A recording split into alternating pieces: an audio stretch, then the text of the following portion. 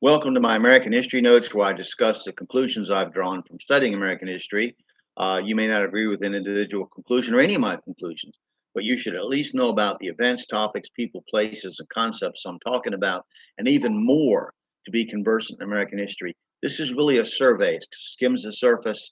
It's not in depth or in detail, but it's for the regular person who's not a historian, who just wants to have a handle on what happened. So they read all these political pundits today, right and left, say this, that, and the other. Well, what actually happened? I mean, what's the truth?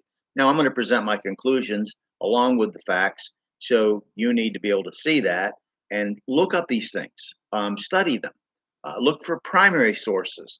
That's letters and journals and laws and newspaper accounts of the time, and focus on your interpretation of based on like an historian does. He takes documents that are primary sources that are right there, eyewitness accounts, and he interprets what really happened, rather than just read somebody, a historical writer today, like myself or somebody else, that says this is the way this was and this is the way that was, and it may not have been so.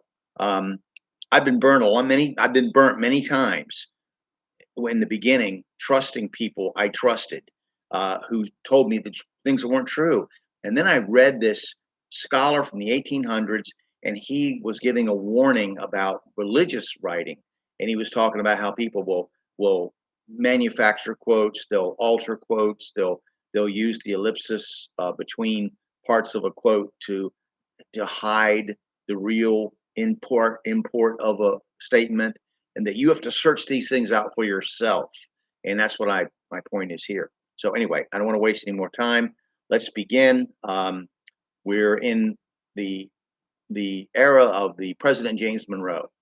For now, through the end of the second decade of the 19th century, the main issues of the day would have to do with foreign relations and Europe's interference in what the United States was increasingly thinking of as its territory, Western Hemisphere. Its territory, the area we were going to dominate. The Rush-Bagot Agreement in 1817 eliminated fortifications along the Canadian border. 2 years later, successful negotiations resulted in the U.S. acquiring Florida from Spain. Fearing that various European powers would try to interfere in the actions of Latin American countries, those that had been under Spanish control, Monroe wrote to Jefferson to ask what action he should take.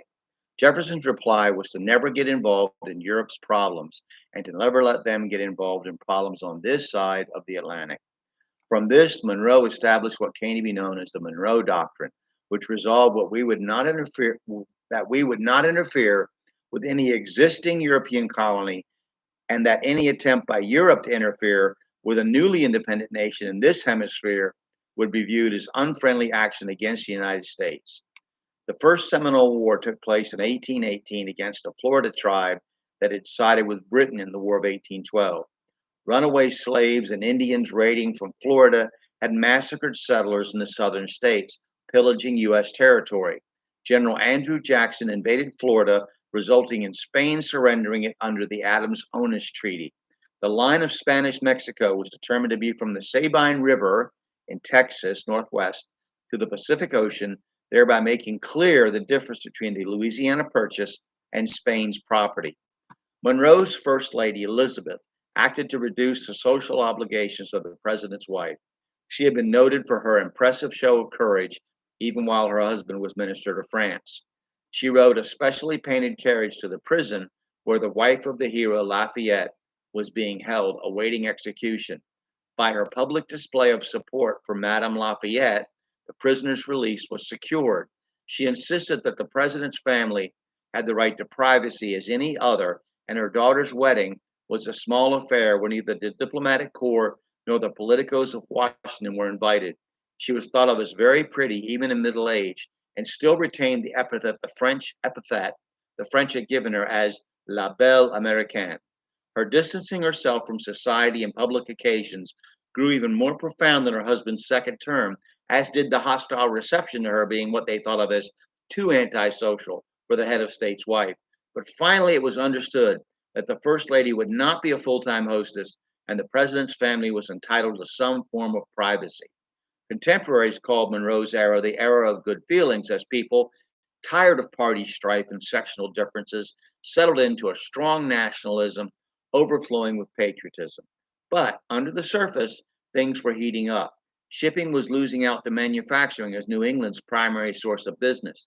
Virginia was declining as an agricultural state, becoming more an incubator for slave breeding as slave trading with Africa became illegal, and what was called King Cotton was moving into the new Gulf states. Northerners like Daniel Webster, who had warned that Massachusetts would nullify a declaration of war against Britain, began to intone the blessings of the Union, and Southerners, who had been ready to attack French possessions, began to murmur about nullification. At present, these were all just rumblings. Monroe became the third ex president to die on July 4th, after Adams and Jefferson, passing away in 1831.